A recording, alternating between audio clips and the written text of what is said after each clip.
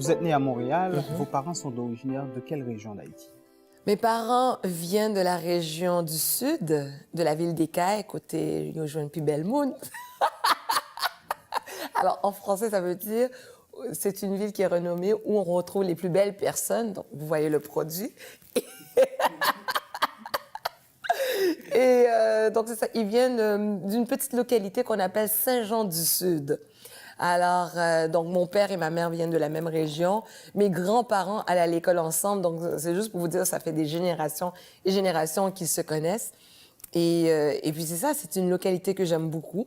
Et je participe même de temps en temps aux activités que l'association régionale organise, puisque presque tous les membres de ma famille font partie de cette association. Vous dites que vous aimez beaucoup, c'est-à-dire que vous avez l'habitude de retourner, d'aller passer vos vacances? J'y avais pas l'habitude, mais j'y suis allée.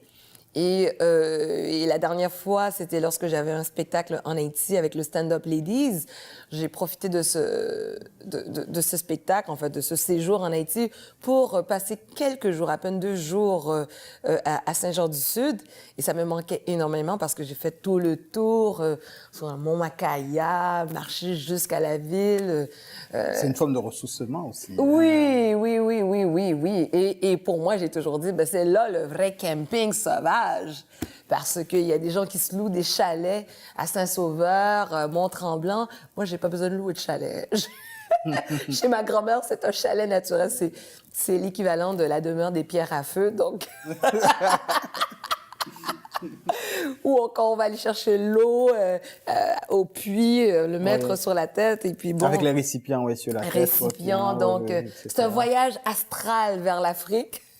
Alors, donc j'adore. Bon, je blague, c'est sûr que je blague parce que, oui, chez ma grand-mère, c'est encore très camping sauvage, mais c'est quand même intéressant de voir que, en fait, ça faisait quoi? Près de 15 ans que je n'avais pas remis les pieds dans cette région, et aujourd'hui, bien, ça ressemble à une banlieue de Montréal. Je veux dire, toute la diaspora qui vient d'ici, dont mon père et ses cousins, ils ont tous reconstruit. Donc, quand on va là-bas, on a l'impression d'être à Brossard ou bien... en tout cas, quelque part dans le 450. Avez-vous, de loin ou de près, fait l'objet de discrimination raciale? Moi? Peut-être que oui. Vite comme ça, c'est sûr que j'ai vécu ça, mais jamais assez pour m'affecter. Au primaire, quand ça m'arrivait, ben, on s'entend qu'à 3 heures, le gars, il était planté.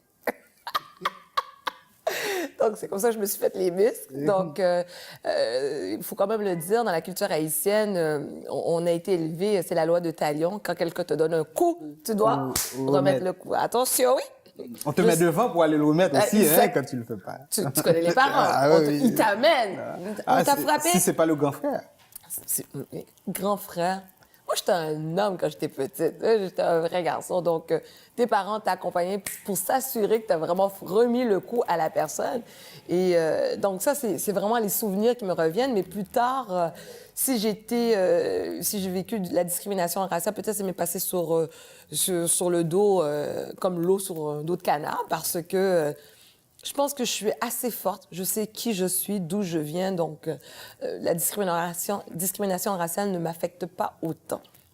Vraiment pas. Est-ce que vous vous considérez comme beaucoup plus haïtienne, beaucoup plus québécoise? Vous êtes née ici, oui, mais avec une culture haïtienne. Je me considère comme Dorothy Roux.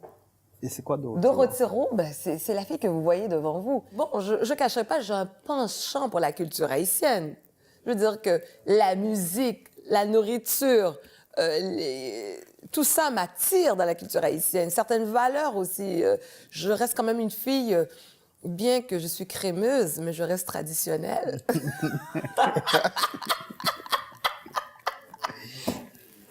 Alors, traditionnelle dans mes valeurs. Alors, donc oui, cette culture haïtienne, elle est quand même présente. Et moi, j'ai toujours un choc, par exemple, ça c'est moi, quand je vois mes confrères et consoeurs nés ici, d'origine haïtienne, qui arrivent avec un gros accent même, là, tu sais. Puis là, je suis comme, wow, là, ben, moi aussi, je suis née ici, puis je parle pas de même. C'est correct. Tu sais, c'est comme des enfants adoptés. Ça, je vais accepter ça. Mais moi, je pense que c'est cette diversité que j'ai toujours côtoyée et dont mon entourage en est le reflet. Donc, c'est peut-être pour ça que j'ai un accent teinté. Mais non, sinon... C'est une richesse aussi d'être un peu Absolument, c'est différent une aussi, richesse. en fait. Oui, et c'est pour ça que je le disais au début en entrevue, pour moi, être noir, être une femme, c'est un avantage. Si j'avais été un homme, j'aurais parlé de la même manière. En fait, là, ce qu'il faut savoir de moi, là, c'est que moi, je suis authentique. Je suis vraie. Je suis la femme que vous voyez, 100% pure, cacao. Quel humoriste québécois admirez-vous le plus? Ou humoriste? Bon, c'est sûr que moi, mes références, j'aspire à devenir une Yvan Deschamps ou une Clémence Desrochers, mais ceux qui m'ont fait rire réellement, moi, j'ai grandi avec la gang de RBO, Rock et Belles Oreilles, donc c'est sûr que j'aime ces gars-là, leur humour gras, niaiseux, là, vraiment, là. Ça me fait rire, tu vois. Sinon, qui d'autre aussi que j'aime bien? Sugar Sammy. Évidemment, Sugar Sammy. D'ailleurs, c'est mon compétiteur. But I'm the real Sugar Brown, tu vois? Mais Sugar Sammy, c'est sûr que j'aime beaucoup. Sinon aussi, il n'est pas nécessairement humoriste, mais c'est un comédien qui donne beaucoup dans l'humour. Marc Labrèche. Ah, ça, c'est de l'humour pour moi intelligent. C'est un acteur, c'est un comédien. Je regardais son père à l'époque quand j'étais petite, là, avec les centaures de Santo. Tout, tout, tout, tout, tout, tout, tout. Ça, faut être québécois. T'étais même pas encore rentré ici au Québec, Ronnie. Faut connaître ça. Mais Marc Labrèche, regarde, si demain, il faudrait qu'on me propose une collaboration avec lui, je dirais oui tout de suite. Quel artiste haïtien que vous admirez le plus? Chanteur ou... Il y a des artistes haïtiens? C'est pas blague. C'est une blague. Ben, écoute, là, il y en a beaucoup. Tu sais, moi, j'aime beaucoup le compas, la musique haïtienne, donc c'est difficile pour moi de nommer un artiste haïtien. Une femme, une artiste... Même une femme, c'est très difficile. Bon, c'est sûr que Martha Jean-Claude, c'est une des premières, quand j'étais jeune, que j'écoutais, mais nommer un artiste, trop compliqué pour moi. Trop compliqué pour moi.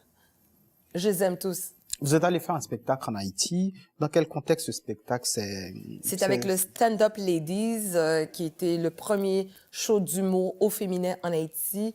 J'ai été approchée par la productrice et une des comédiennes humoristes, Florence Jean-Louis. Donc, c'est avec elle et on a présenté 3 spectacles en Haïti qui ont été à chaque fois salle comble, franc succès. Donc là, présentement, je sais qu'il y a la 2e édition du Stand Up Ladies avec un autre groupe de filles d'Haïti, mais ça a été extraordinaire.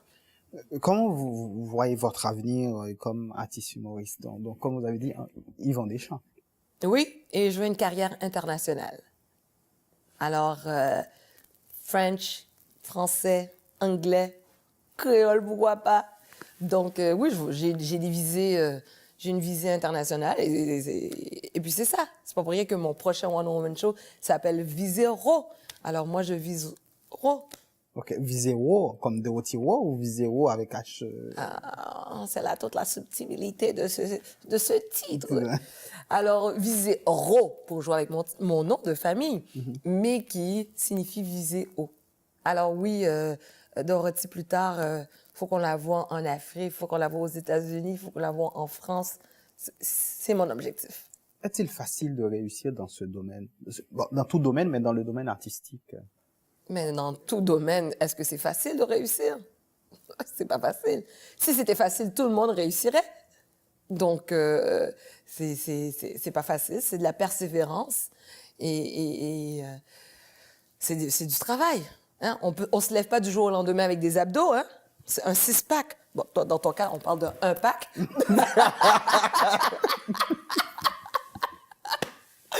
Mais pour les avoir, ces 6-packs, il faut travailler. Hein? Il faut faire des push-ups et des redressements. Ben, c'est la même chose aussi. Mais pour quelqu'un issu d'une communauté ethnique, je pense que la barre est beaucoup plus haute, non? Si la barre est plus haute, c'est les gens qui la placent. Et moi, je place une barre haute parce que j'ai des objectifs assez élevés. Mais comme je disais, moi, je ne m'arrête pas à ça.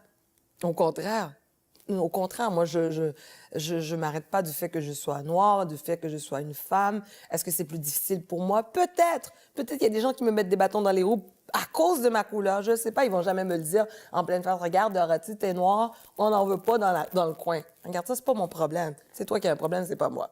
OK? Moi, je me suis jamais dit, je vais faire un show à tel endroit parce qu'il y a des noirs ou il n'y a pas assez de noirs ou il y a trop de blancs, je peux pas faire de spectacle. Non. Moi, je vais où le rire m'amène. Le rire est universel, alors le rire peut me permettre de passer à travers ces barrières culturelles ou même raciales, mais je n'aime pas dire raciales parce qu'on ne forme qu'une race, la race humaine. Alors, non, écoute, moi, comme je vais le répéter, c'est un avantage, un très, très, très bon avantage. Maintenant qu'on va être plusieurs de femmes noires, là, je vais me trouver un autre défi. Hein? Si vous avez Compétition. Exactement. Si vous avez un message à passer aux jeunes de la communauté haïtienne et ceux aussi issus de l'immigration, qu'est-ce que ça Prenez votre place. Prenez votre place. Et comment? Arrêtez de dire que parce que je m'appelle Chichtaouk ou bien parce que mon nom de famille c'est Taco, c'est une salsa. Non, faut pas s'arrêter parce que on est issu d'une diversité quelconque. Au contraire, c'est un plus que vous allez apporter, quel que soit dans le milieu que vous êtes.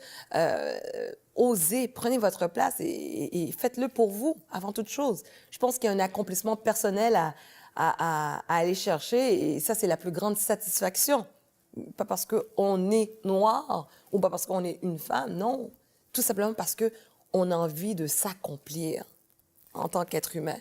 Et moi, c'est ça qui me motive. Dorotheo, merci d'avoir participé à Empreinte. Merci beaucoup. Ah, c'est Empreinte digitale?